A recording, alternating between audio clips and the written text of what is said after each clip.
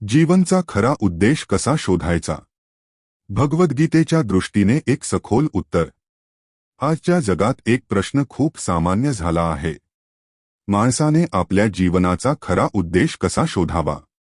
लोक वारंवार आपले करिअर बदलतात, ध्येय बदलतात आणि अनेकदा आपली ओळखही बदलतात. तरीही मनात एक रिकामेपणा जाणवत राहतो. असे वाटते की जीवनात काहीतरी महत्त्वाचे सुटले आहे. याच प्रश्नाचा सामना हजारो वर्षांपूर्वी एका महान योद्ध्यानेही केला होता. महाभारताच्या युद्धभूमीवर उभा असलेल्या अर्जुनाच्या मनातही मोठा गोंधळ होता. त्याला समजत नव्हते की त्याचे कर्तव्य काय आहे आणि त्याने काय केले पाहिजे. तेव्हाच त्याचा सारथी कृष्णाने त्याला ते ज्ञान दिले ज्याला आज जग भगवद्गीता या नावाने ओळखते. या ज्ञानातील एक महत्त्वाचा प्रश्न होता: माणसाने आपल्या जीवनाचा खरा उद्देश कसा ओळखावा? पहिला सिद्धांत: उद्देश बाहेर नाही, आत असतो. भगवद्गीतेनुसार जीवनाचा उद्देश एखाद्या बाहेरील वस्तूसारखा नसतो जो शोधला जावा. तो आधीपासूनच माणसाच्या आत असतो. प्रत्येक व्यक्ती एक वेगळा स्वभाव, प्रकृती घेऊन जन्माला येते. कोणामध्ये नेतृत्व करण्याची क्षमता असते, कोणामध्ये ज्ञानाच्या शोधाची ओढ, कोणामध्ये सेवेची भावना तर कोणामध्ये निर्मितीची शक्ती असते. म्हणूनच गीता सांगते की माणसाचा खरा मार्ग तोच आहे जो त्याच्या स्वभावाला साजेसा आहे. गीतेचा प्रसिद्ध श्लोक ही गोष्ट स्पष्ट करतो. स्वधर्मे निधन श्रेयः, परधर्मो भयावहः. अध्याय 3, श्लोक 35. याचा अर्थ असा की दुसऱ्यांचे श्रेष्ठ काम करण्यापेक्षा माणसाने आपल्या स्वभावाप्रमाणे साधे काम करणे चांगले. कारण दुसऱ्यांचा मार्ग स्वीकारल्याने शेवटी भीती आणि असंतोष निर्माण होतो. आजच्या काळात अनेक लोक तीच चूक करतात. ते आपल्या जीवनाचा निर्णय स्वतःच्या आत्म्याचा आवाज ऐकून नाही, तर समाजाच्या अपेक्षांवरून घेतात. दुसरा सिद्धांत: तुलना उद्देशाला धूसर करते. आधुनिक जीवनात तुलना करणे खूप सामान्य झाले आहे. लोक सोशल मीडियावर इतरांचे यश पाहतात आणि विचार करतात की आपणही तसेच बनले पाहिजे. पण भगवद्गीता स्पष्टपणे सांगते की प्रत्येक आत्म्याचा मार्ग वेगळा असतो.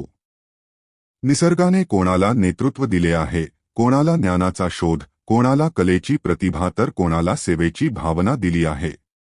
जर एखादी व्यक्ती केवळ समाजात लोकप्रिय आहे म्हणून एखाद्या मार्गावर चालते, तर ती हळूहळू आपल्या ख्या स्वभावापासून दूर जाते.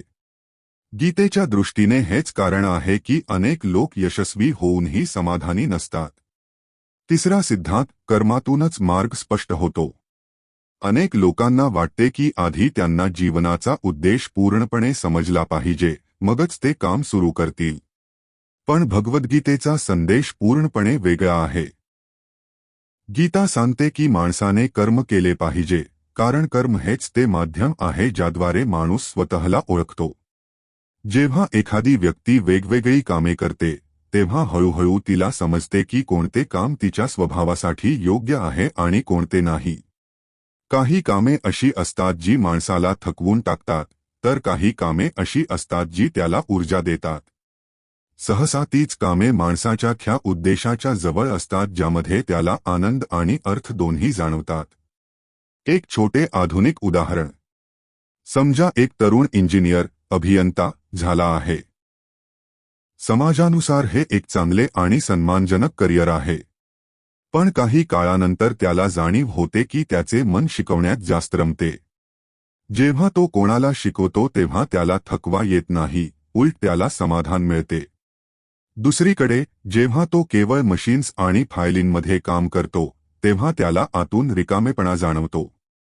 अशा परिस्थितीत हा संकेत असू शकतो की त्याचा खरा स्वभाव शिक्षण आणि मार्गदर्शनाच्या दिशेने आहे. गीतेच्या दृष्टीने हीच ती प्रक्रिया आहे ज्याद्वारे माणूस हळूहळू आपला स्वधर्म ओळखतो. चौथा सिद्धांत: उद्देश केवळ वैयक्तिक नसतो. भगवद्गीता हे देखील सांगते की जीवनाचा उद्देश केवळ वैयक्तिक यश मिळवणे नाही.